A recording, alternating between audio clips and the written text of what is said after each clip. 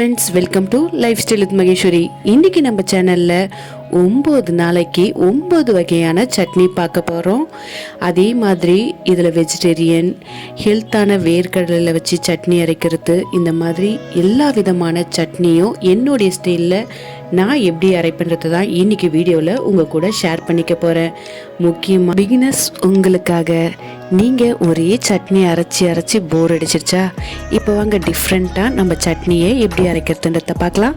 வீடியோக்குள்ளே போகலாம். ஃபஸ்ட்டு சட்னி பார்த்திங்கன்னா கோவக்காய் வச்சு தான் நான் ரெடி பண்ண போகிறேன். வாங்க அது எப்படி ரெடி பண்ணுறதுன்றத பார்க்கலாம். கடாயில் ஒரு 3 ஸ்பூன் எண்ணெய் சேர்த்துக்கோங்க. 1 ஸ்பூன் உளுத்தம்பருப்பு, 1 ஸ்பூன் கடலைப்பருப்பு சேர்த்துக்கோங்க. கூடவே கொஞ்சமாக பெருங்காயமும் சேர்த்துக்கோங்க. சேர்த்து உளுத்தம்பருப்பும் கடலைப்பருப்பும் நல்லா கலர் மாற வரைக்கும் நம்ம வெயிட் பண்ணலாம்.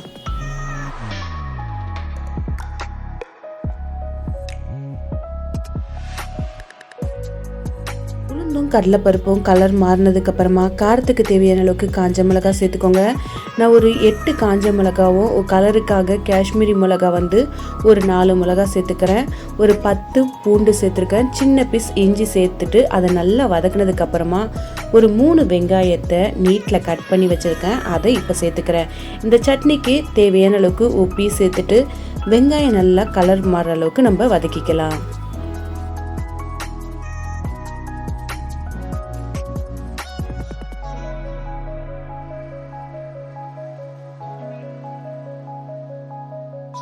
வெங்காயம் நல்லா வதங்கினதுக்கு அப்புறமா கோவக்காவை நீட்டில் 2ஆக கட் பண்ணிக்கோங்க. 2 கைப்பிடி அளவுக்கு கோவக்காவை இதில் சேர்த்துக்கோங்க. நம்ம கோவக்காய் சேர்த்துருக்கத்தால தக்காளியை நிறைய சேர்க்கக்கூடாது. ஒரே ஒரு தக்காளி சேர்த்துட்டு கோவக்காவும் தக்காளியும் நல்லா வதக்கிடுங்க.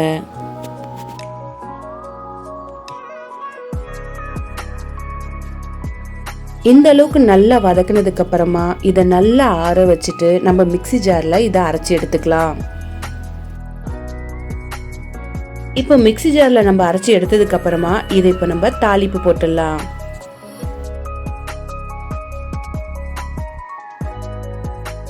இப்போ வானல் வச்சு 2 ஸ்பூன் எண்ணெய் சேருங்க.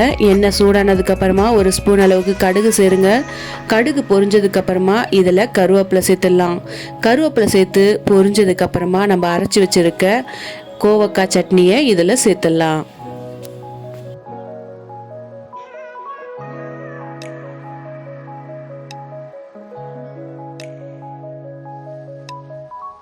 அரைச்ச சட்னியை சேர்த்துட்டு கொஞ்சமாக தண்ணி சேர்த்து நல்லா மிக்ஸ் பண்ணி விட்டுட்டு இதை நல்லா கலந்து விடுங்க. ஒரு 5 நிமிஷம் இது கொதிக்கட்டும். 5 நிமிஷத்துக்கு அப்புறம் அடுப்பு ஆஃப் பண்ணிவிட்டு இட்லி தோசை கூட சாப்பிட்டு பாருங்கள். கோவக்காய் வச்சு தான் இந்த சட்னி அரைச்சிங்களான்ற மாதிரி கேட்பாங்க. அந்த அளவுக்கு டேஸ்ட் இருக்கும். கண்டிப்பாக ட்ரை பண்ணி பாருங்கள். ட்ரை பண்ணி பார்த்துட்டு எப்படி இருந்துச்சுன்னு மறக்காமல் கமெண்ட் பண்ணுங்கள். அடுத்த சட்னி என்னன்றதை பார்க்கலாமா? 2வது சட்னி பார்த்திங்கன்னா கேரட்டை வச்சு தான் செய்ய போகிறோம். அந்த சட்னி எப்படி அரைக்கிறதுன்றத பார்க்கலாமா? அதுக்கு கடாயில் ஒரு 3 ஸ்பூன் எண்ணெய் சேர்த்துக்கோங்க. கடலைப்பருப்பு 1 ஸ்பூனும் உளுத்தம்பருப்பு 1 ஸ்பூனும் இதில் சேர்த்துக்கோங்க.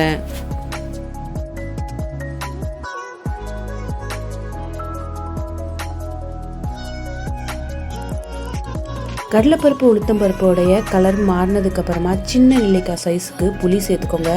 ஒரு 8 பல் பூண்டை சேர்த்துக்கோங்க. காரத்துக்கு தேவையான அளவுக்கு காஞ்ச மிளகாவை இதில் சேர்த்துக்கோங்க.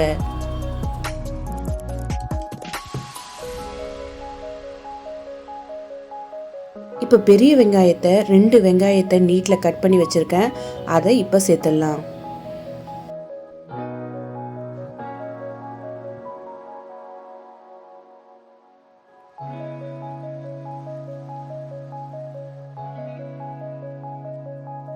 வெங்காயம் வதக்கிறப்பவே இந்த சட்னிக்கு தேவையான அளவுக்கு உப்பையும் இதில் சேர்த்துட்டு நல்லா வதக்கி விடுங்க.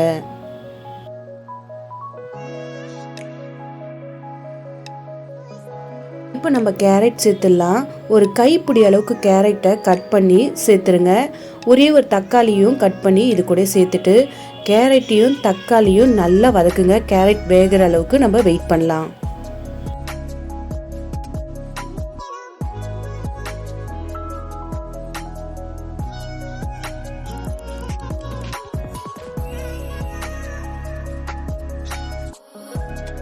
இது கூடயே நம்ம கருவேப்பிலையும் கொஞ்சமாக சேர்த்துக்கலாம். சேர்த்துட்டு அதையும் சேர்த்து வதக்குங்க. கருவேப்பிலையோடைய வாசனை அரைக்கிறப்ப அந்த சட்னி கூட டேஸ்ட் நல்லாயிருக்கும். நம்ம சேர்த்த கேரட்டு, தக்காளி, கருவேப்பிலை இது எல்லாமே நல்லா வதக்கினதுக்கப்புறமா ஒரு 1/4 மூடி அளவுக்கு தேங்காவை நீட்டில் கட் பண்ணி இதில் சேர்த்துருங்க. சேர்த்துட்டு வதக்கிடுங்க.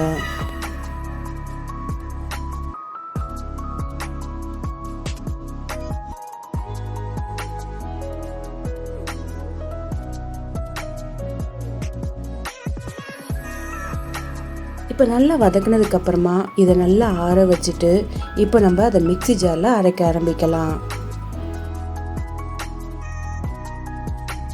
இப்போ கேரட் சட்னியை அரைச்சாச்சு. இப்போ ஒரு தாளிப்பை போட்டுடலாம். கடாயில் 2 ஸ்பூன் எண்ணெய் சேர்த்துக்கோங்க. கொஞ்சமாக கடுகை இதில் சேர்த்துக்கோங்க.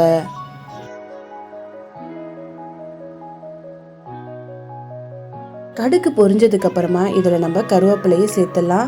நம்ம அரைச்சி வச்சுருந்த கேரட் சட்னியை இதில் சேர்த்துட்டு நல்லா கலந்து விடுங்க. இந்த மிக்ஸி ஜாரில் கொஞ்சமாக தண்ணி சேர்த்து நல்லா கலந்து விட்டு அந்த தண்ணியை இந்த சட்னியில் சேர்த்து நல்லா கலந்து விட்டு நல்லா ஒரு 5 நிமிஷம் கொதிக்க வச்சிங்கன்னா அட்டகாசமான டேஸ்ட்டில் கேரட் சட்னி ரெடி. இட்லி, தோசை கூட இந்த கேரட் சட்னியை சாப்பிட்டு பாருங்கள், அட்டகாசமான டேஸ்ட்டில் இருக்கும். அடுத்ததாக 3ஆவதாக என்ன சட்னின்றதை பார்க்கலாமா? புதினா கொத்தமல்லி சட்னி தான் பார்க்க போகிறோம். வாங்க புதினா கொத்தமல்லி சட்னி என்னுடைய ஸ்டைலில் எப்படி அரைக்கிறதுன்றதை பார்க்கலாம். டேஸ்டான வாசனையான புதினா கொத்தமல்லி சட்னியை அரைக்கிறத பார்க்கலாம். கடாயில் ஒரு 3 ஸ்பூன் எண்ணெய் சேர்த்துக்கோங்க. ஒரு 1/2 ஸ்பூன் அளவுக்கு ஜீரகம் சேர்த்துக்கோங்க. கொஞ்சமாக ஒரு 2 ஸ்பூன் அளவுக்கு கடலைப்பருப்பு சேர்த்துக்கோங்க. 1 ஸ்பூன் அளவுக்கு உளுத்தம் பருப்பை சேர்த்துருங்க. இது நல்லா 3 கலர் மாறி வந்ததுக்கு அப்புறமா சின்ன வெங்காயத்தை ஒரு கைப்பிடி அளவுக்கு சேர்த்துருங்க.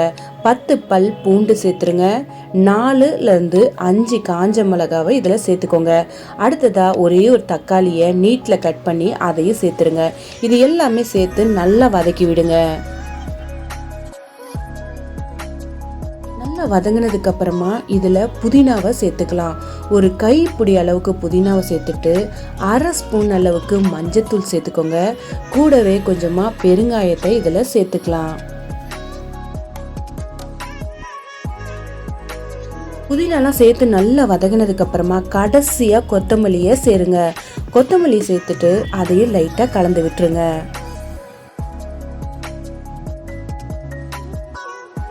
நெல்லிக்காய் சைஸ்க்கு இதில் புளி சேர்த்துக்கோங்க. ஒரு கைப்பிடி அளவுக்கு துருகின தேங்காவை இதில் சேர்த்துக்கோங்க. தேங்காய் சேர்த்த உடனே அடுப்பை ஆஃப் பண்ணிடுங்க. ஆஃப் பண்ணிவிட்டு அந்த சூட்லேயே இந்த தேங்காவையும் நல்லா கலந்து விட்டுருங்க. அடுப்பை ஆஃப் பண்ணி தேங்காவை நல்லா அந்த ஹீட்லேயே வதக்கி விட்டதுக்கப்புறமா மிக்ஸி ஜாரில் சேர்த்துட்டு சட்னிக்கு தேவையான அளவுக்கு உப்பையும் சேர்த்து மிக்ஸி ஜாரில் தண்ணி சேர்க்காமல் இதை அரைச்சி எடுத்துக்கோங்க. இந்த மாதிரி அரைச்சி எடுத்ததுக்கப்புறமா இப்போ தாளிப்பு போட்டுடலாம். கடாயில் 2 ஸ்பூன் எண்ணெய் சேர்த்துக்கோங்க. கடுகு உளுந்து சேருங்க. இது பொரிஞ்சதுக்கப்புறமா 2 காஞ்ச மிளகாய் கிள்ளி சேர்த்துட்டு கருவேப்பிலை சேர்த்துருங்க. ஒரு பாக்ஸில் சட்னி நம்ம அரைச்சி வச்சுருக்கிறத எடுத்து வச்சுருங்க. இதை தாளிச்சிட்டு அந்த சட்னியில் அப்படியே சேர்த்துருங்க. சேர்த்திங்கன்னா அட்டகாசமான டேஸ்ட்டில் புதினா கொத்தமல்லி சட்னி ரெடி. இட்லி, தோசை கூட சாப்பிட்டு பாருங்கள், அட்டகாசமான டேஸ்ட்டில் இருக்கும். அடுத்தது 4ஆவது சட்னி என்னன்னு பார்த்தீங்கன்னா என்னுடைய ஸ்டைலில் தக்காளி சட்னி தான். இது ரொம்பவே டேஸ்ட்டாக இருக்கும். வாங்க அது எப்படி செய்யுதுன்றதை பார்க்கலாமா? இந்த சட்னிக்கு ஒரே ஒரு வெங்காயம் எடுத்திருக்கேன். 9 தக்காளி எடுத்திருக்கேன். இப்போ இதை கட் பண்ணி எடுத்துக்கலாம். வெங்காயத்தை கட் பண்ணி தனியாக வச்சுடுங்க. அதை நம்ம மிக்ஸி ஜாரில் அரைக்கக்கூடாது. தக்காளியை மட்டும்தான் நம்ம அரைக்க போகிறோம். நல்லா பழுத்த தக்காளியாக எடுத்துக்கோங்க. இதுக்கு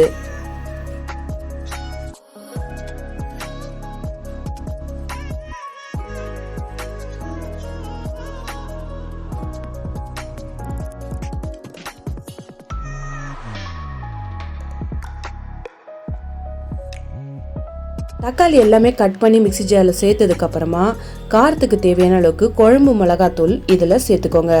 அதே மாதிரி இந்த சட்னிக்கு தேவையான அளவுக்கு உப்பையும் சேர்த்துக்கோங்க. நான் கொஞ்சமாக காஷ்மீரி மிளகாத்தூள் இருந்துச்சு, அதை 1 ஸ்பூன் அளவுக்கு சேர்த்துருக்கேன். அடுத்ததாக வாசனைக்காக கரம் மசாலா தூள் ஒரு 1/2 ஸ்பூன் அளவுக்கு சேர்த்துட்டு இதை மிக்ஸி ஜாரில் நல்லா அரைச்சி எடுத்துக்கோங்க. தக்காளி, மிளகா, அடுத்தது கரம் மசாலா, உப்பு சேர்த்து நம்ம அரைச்சி வச்சுருட்டோம். இப்போ நம்ம தாளிக்க ஆரம்பிக்கலாம். கடாயில் ஒரு 3 ஸ்பூன் அளவுக்கு எண்ணெய் சேர்த்துருங்க. கடுகு சேர்த்துக்கோங்க. கடுகு பொரிஞ்சதுக்கு அப்புறமா நம்ம ஒரே ஒரு வெங்காயத்தை சிறுவாக கட் பண்ணி வச்சுருக்கோம், அதையும் கருவேப்பிலையும் இதில் சேர்த்துருங்க. சேர்த்துட்டு இதை நல்லா வதக்கி விடுங்க. இது எங்கள் மாமியார் எங்களுக்கு இந்த சட்னி அப்பப்போ அரைச்சி கொடுப்பாங்க, ரொம்பவே டேஸ்ட்டாக இருக்கும். நானும் இந்த சட்னி அரைச்சா என் பசங்க விரும்பி சாப்பிடுவாங்க. ஒரு முறை கண்டிப்பாக நீங்களும் ட்ரை பண்ணி பாருங்கள், ரொம்பவே டேஸ்ட்டாக இருக்கும். இப்போ வெங்காயமும் கருவேப்பிலையும் நல்லா வதக்குனதுக்கப்புறமா நம்ம அரைச்சி வச்சுருந்த தக்காளியை இதில் சேர்க்க போகிறோம். சேர்த்துட்டு நல்லா வதக்கி விடுங்க. ஒரே ஒரு அரை ஸ்பூன் அளவுக்கு இதில் சர்க்கரையும் சேர்த்துக்கோங்க.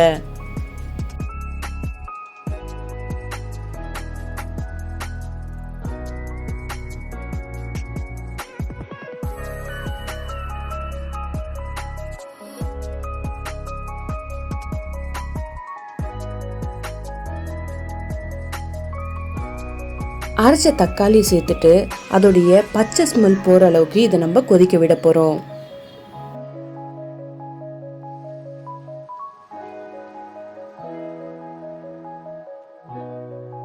ஒரு 10 நிமிஷம் நல்லா கொதிச்சு தக்காளி சட்னி ரெடி ஆயிடுச்சு. சுட சுட இட்லி சுட்டு இந்த சட்னியை தொட்டு சாப்பிட்டு பாருங்கள், செம்ம டேஸ்ட்டாக இருக்கும். இட்லி மெதுன்னு தோசை செஞ்சு அந்த தோசை கூட தொட்டு சாப்பிட அட்டகாசமான டேஸ்ட்டில் இருக்கும். கண்டிப்பாக ட்ரை பண்ணி பாருங்கள். அடுத்ததாக 5ஆவதாக நம்ம பார்க்க போகிற சட்னி ரொம்பவே ஹெல்த்தான சட்னி, வேர்க்கடலை சட்னி. என்னுடைய ஸ்டைலில் வேர்க்கடலை சட்னி எப்படி அரைக்கிறதுன்றத பார்க்கலாமா? காரத்துக்கு தேவையான அளவுக்கு காஞ்ச மிளகாவை மிக்ஸி ஜாரில் சேர்த்துக்கோங்க. அடுத்தது நான் வேர்க்கடலையை நல்லா வறுத்து அது மேலே இருக்க தோலெல்லாம் நீக்கி வச்சுருக்கேன். இப்போ வேர்க்கடலை உங்களுக்கு தேவையான அளவுக்கு நீங்கள் சேர்த்துக்கோங்க. நெல்லிக்காய் சைஸ்க்கு இதில் புளி சேர்த்துக்கோங்க. ஒரு 5 பல் பூண்டை சேர்த்துக்கோங்க. இந்த சட்னிக்கு தேவையான அளவுக்கு உப்பு சேர்த்து ஃபஸ்ட்டு மிக்ஸி ஜாரில் நம்ம அரைச்சி எடுத்ததுக்கப்புறமா அதில் தண்ணியை சேர்த்துக்கலாம். இந்த சட்னி ரொம்பவே டேஸ்ட்டாக இருக்கும். நான் ஒரு கப் அளவுக்கு நல்லா சட்னி அரைச்சாலும் அது அப்போவே காலியாகிடும். எங்கள் வீட்டில் இருக்கவங்களுக்கு ரொம்பவே பிடிக்கும் இந்த சட்னி. ரொம்பவே டேஸ்ட்டாகவும் இருக்கும், உடம்புக்கு ரொம்பவும் ஹெல்த்தும். வேர்க்கடலை சட்னி ரொம்பவும் ஈஸியாகவும் இதை அரைச்சிடலாம். இப்போ பார்த்திங்கன்னா நம்ம மிக்ஸி ஜாரில் அரைச்சி எடுத்ததுக்கப்புறமா கடாயில் 2 ஸ்பூன் எண்ணெய் சேர்த்து கடுகு, உளுந்து, ஜீரகம் இதை சேர்த்து நல்லா பொரிஞ்சதுக்கப்புறமா ஒரே ஒரு காஞ்ச மிளகாய் கிள்ளி இதில் சேர்த்துருங்க. கூடவே கொஞ்சமாக பெருங்காயமும் கருவேப்பிலையும் இதில் சேர்த்துக்கலாம். இது எல்லாமே நல்லா பொரிஞ்சதுக்கப்புறமா நம்ம இதை சட்னியில் சேர்த்துக்க போகிறோம்.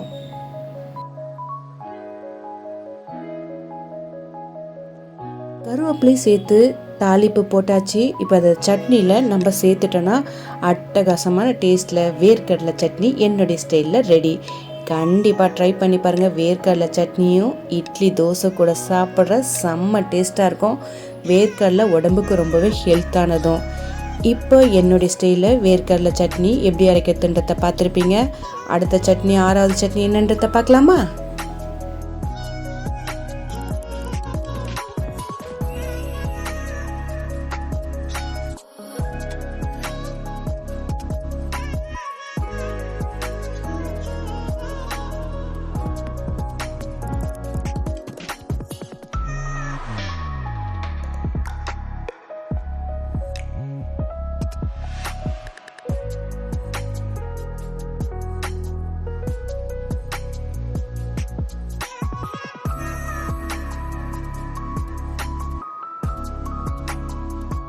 அடுத்ததா 6ஆவது சட்னி என்னுடைய ஸ்டைலில் வெங்காய சட்னி எப்படி அரைக்கிறதுன்றத பார்க்கலாமா?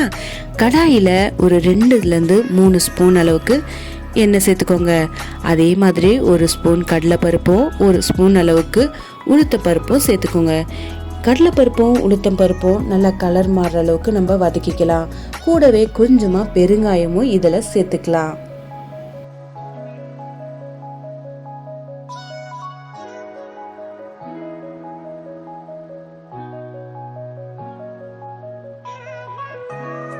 பல் பூண்டு, சின்ன பீஸ் இஞ்சி இது 2ஐயும் சேர்த்துக்கோங்க. அடுத்ததாக இதில் நம்ம என்ன சேர்க்க போகிறோம்னு பார்த்தீங்கன்னா 4 பச்சை மிளகா, கொஞ்சமாக புளி இதை சேர்த்துக்கோங்க. அடுத்தது காரத்துக்கு காஞ்ச மிளகா. நான் கலருக்காக காஷ்மீரி மிளகா ஒரு 5 மிளகாவும், காரத்துக்கு நார்மல் காஞ்ச மிளகாவும் ஒரு 3 காஞ்ச மிளகாவும் சேர்த்துக்கிறேன். இந்த சட்னி வெங்காய சட்னி நல்லா காரசாரமாக இருக்கும். இது இட்லி கூட சுட சுட சாப்பிட்றப்போ செம்ம டேஸ்ட்டாக இருக்கும். இப்போ காரத்துக்கு பச்சை மிளகாவையும் காஞ்ச மிளகாவையும் நம்ம சேர்த்துருக்கோம். இப்போ நான் ஒரு 5 வெங்காயத்தை கட் பண்ணியிருக்கேன் நீட்டில், அதையும் சேர்த்துட்டு கூட கருவேப்பிலையும் சேர்த்துட்டேன். வெங்காயமும் கருவேப்பிலையும் சேர்த்து நல்லா வதக்க போகிறோம். இந்த சட்னிக்கு தேவையான அளவுக்கு உப்பை இந்த டைமில் சேர்த்தோம்னா வெங்காயம் சீக்கிரமாகவே வதங்கிடும். ஃபஸ்ட்டு வெங்காயத்தை நல்லா வதக்கிட்டு அதுக்கப்புறமா நம்ம தக்காளியை சேர்க்க போகிறோம்.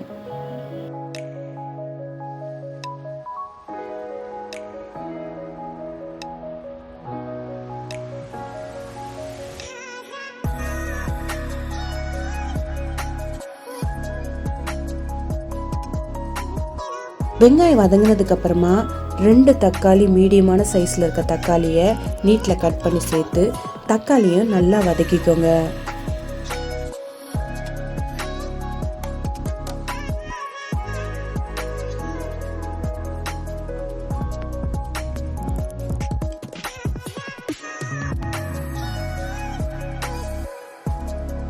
இந்த சட்னிக்கு முக்கியமாக பார்த்தீங்கன்னா வெங்காயம், தக்காளி, இந்த காஞ்ச மிளகாய், பச்சை மிளகாய் இதெல்லாமே சேர்த்துருக்கத்தான் நல்லா வதக்கிடுங்க. இந்த அளவுக்கு நல்லா வதக்கி ஆற வச்சுட்டு இப்போ நம்ம மிக்ஸி ஜாரில் இதை அரைச்சி எடுத்துக்கலாம். பார்த்தீங்களா சட்னி எந்த அளவுக்கு கலர்ஃபுல்லாக இருக்குது, அதே மாதிரி காரமும் இருக்கும். காரம் மட்டும் உங்களுக்கு தேவையான அளவுக்கு மிளகாவை நீங்கள் சேர்த்துக்கோங்க. இப்போ கடாயில் தாளிப்பு போட்டுலாம் 2 ஸ்பூன் எண்ணெய் சேர்த்து கடுகு சேர்த்துக்கோங்க. கடுகு பொரிஞ்சதுக்கப்புறமா இதில் கருவேப்பிலையை நம்ம சேர்த்துக்கலாம்.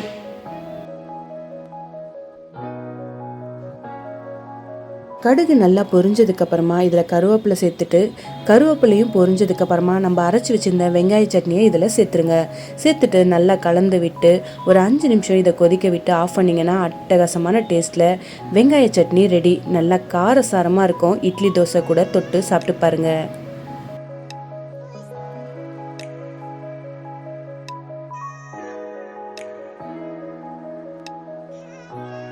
அடுத்தது 7வது சட்னி என்னன்னு பார்த்தீங்கன்னா, இப்போ நீயா நானால ரொம்பவே ஃபேமஸாக சொல்லிட்டு இருந்த தேங்காவே இல்லாத சட்னி. இந்த சட்னி லாங் வீடியோ தனியாக கூட நான் போட்டிருக்கேன். ஒரு 2 மாதம் 3 மாதத்துக்கு முன்னாடி. அந்த சட்னி ரொம்பவே டேஸ்ட்டாக இருக்கும். திரும்பவும் உங்களுக்காக அந்த சட்னி எப்படி ரெடி பண்ணுன்றத இந்த வீடியோவிலேயே உங்கள் கூட ஷேர் பண்ணிக்கிறேன். தேங்காவே இல்லாமல் சட்னி எப்படி அரைக்கிறதுன்றதை பார்க்கலாமா? அதுக்கு 2 வெங்காயம் நீட்டில் கட் பண்ணி சேர்த்துக்கோங்க.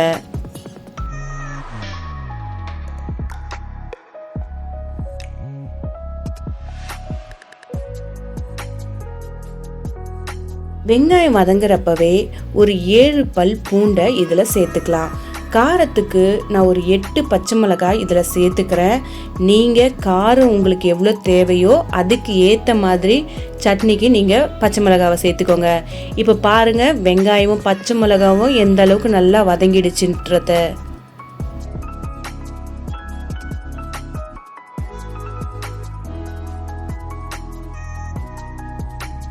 இது நல்லா வதங்கினதுக்கு அப்புறமா நல்லா ஆற வச்சுட்டு இதை நம்ம மிக்ஸி ஜாரில் சேர்த்துக்கலாம். மிக்ஸி ஜாரில் சேர்த்து இது கூட அடுத்ததாக என்னென்ன சேர்க்க போகிறோன்றத அப்படியே பார்த்துட்டு வாங்க. 2 கைப்பிடி அளவுக்கு நான் பொட்டுக்கடலை இதில் சேர்க்க போகிறேன்.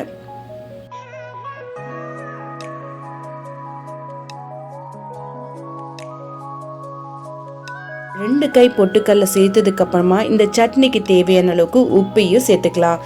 சேர்த்துட்டு இந்த சட்னியை மிக்ஸி ஜாரில் நம்ம அரைச்சி எடுத்துக்கலாம். சட்னியை அரைச்சாச்சு. இப்போ இதை தாளிப்பு போட்டுடலாம். கடாயில் ஒரு 2 ஸ்பூன் அளவுக்கு எண்ணெய் சேர்த்துக்கலாம்.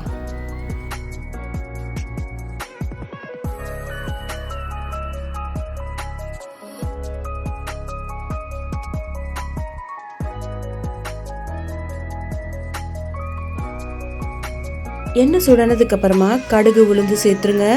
கடுகு உளுந்து பொரிஞ்சதுக்கு அப்புறமா கொஞ்சமாக நம்ம இதில் பெருங்காயம் சேர்க்க போகிறோம். பெருங்காயம் சேர்த்துட்டு கூடவே இதில் கருவேப்பிலையும் காஞ்ச மிளகாய், ஒரே ஒரு காஞ்ச மிளகாய் கிள்ளி வச்சுக்கோங்க.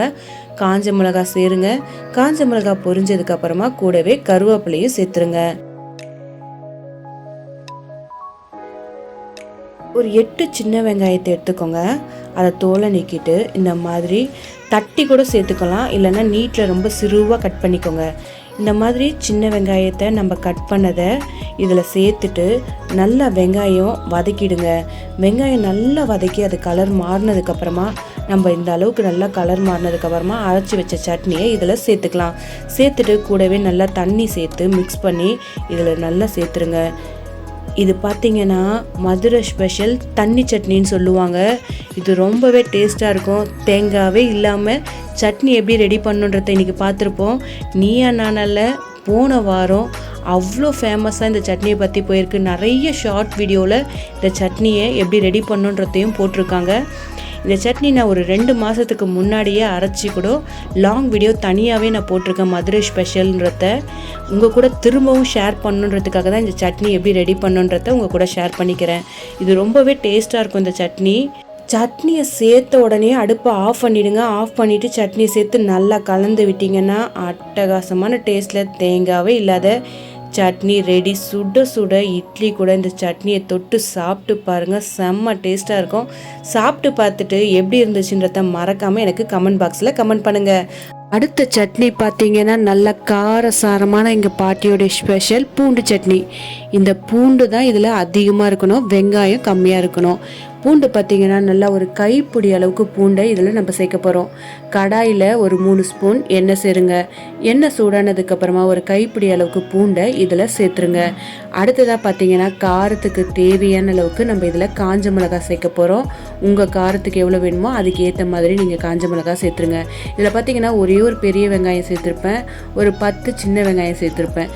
ரொம்ப குட்டியான சின்ன வெங்காயமாக பார்த்து நான் சேர்த்துருக்கேன். இப்போ பூண்டு நல்லா வதங்குறப்பவே காரத்துக்கு தேவையான அளவுக்கு காஞ்ச மிளகாய் சேர்த்துக்கோங்க. நான் கலருக்காக ஒரு 3 காஷ்மீரி மிளகாவும் இதில் சேர்த்துருக்கேன். அடுத்ததாக வெங்காயத்தை இதில் சேர்த்துக்கலாம். ஒரே ஒரு வெங்காயம், பெரிய வெங்காயம், ஒரு 10 சின்ன வெங்காயம் சேர்த்துக்கோங்க. சின்ன வெங்காயம் மட்டுமே கிடச்சிதுன்னா நீங்கள் அதை மட்டுமே ஒரு 20 வெங்காயத்த அளவுக்கு சேர்த்துக்கோங்க. ஏன்னா இதில் சின்ன வெங்காயம் சேர்க்குறப்ப தான் நல்லா வாசனையாக இருக்கும். வெங்காயத்தை சேர்த்து காஞ்ச மிளகாவையும் சேர்த்து நல்லா வதக்குங்க. இது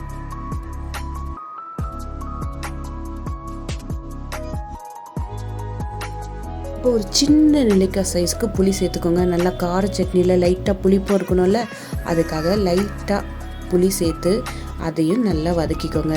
இது நல்லா வதங்கினதுக்கப்புறமா இதுக்கு தேவையான அளவுக்கு, சட்னிக்கு தேவையான அளவுக்கு உப்பையும் நம்ம சேர்க்க போகிறோம். இதை நல்லா ஆற வச்சுட்டு நம்ம மிக்ஸி ஜாரில் எடுத்துட்டு இதில் கொஞ்சமாக உப்பையும் சேர்த்து மிக்ஸி ஜாரில் தண்ணி சேர்க்காமல் நல்லா அரைச்சி எடுத்துக்கோங்க திக்காக. இப்போ பார்த்தீங்கன்னா பூண்டு சட்னி இந்த அளவுக்கு நல்லா அரைச்சி எடுத்ததுக்கப்புறமா இதில் நம்ம தாளிப்பு போட்டுடலாம். கடாயில் ஒரு 2 ஸ்பூன் அளவுக்கு எண்ணெய் சேர்த்துட்டு கடுகு சேர்த்துக்கோங்க. கடுகு நல்லா பொரிஞ்சதுக்கப்புறமா இதில் நம்ம கருவேப்பிலையை சேர்க்க போகிறோம்.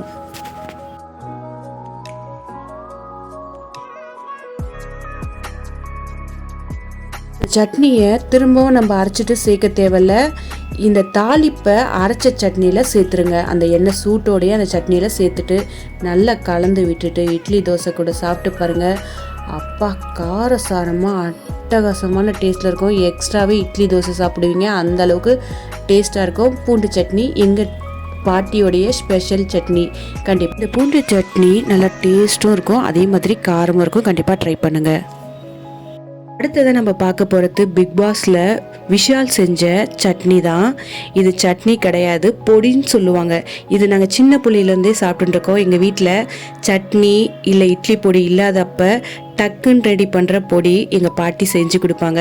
ஒரு கைப்பிடி அளவுக்கு பூண்டு சேர்த்துப்பாங்க, குழம்பு மிளகாத்தூள் காரத்துக்கு தேவையான அளவுக்கு சேர்த்துப்பாங்க, ஒரு 1/4 ஸ்பூன் மஞ்சத்தூள் சேர்த்துப்பாங்க, கொஞ்சமாக உப்பு சேர்த்து பெருங்காயம் சேர்த்து மிக்ஸி ஜாரில் இதை அரைச்சி எடுத்துருவாங்க. கடாயில் இதில் ஒரு 5லேருந்து 6 ஸ்பூன் எண்ணெய் சேர்த்துருவாங்க. கடுகு சேர்த்து கடுகு பொரிஞ்சதுக்கப்புறமா கருவேப்பிலை சேர்ப்பாங்க. கருவேப்பிலை சேர்த்து கருவேப்பிலையும் நல்லா வதங்கினதுக்கப்புறமா நம்ம அரைச்சி வச்சுருந்ததை இதில் சேர்த்துட்டு அடுப்பை ஆஃப் பண்ணிவிடுவாங்க. அந்த எண்ணெய் சூட்லேயே பார்த்தீங்கன்னா அந்த பொடி ரெடி ஆகிடும்.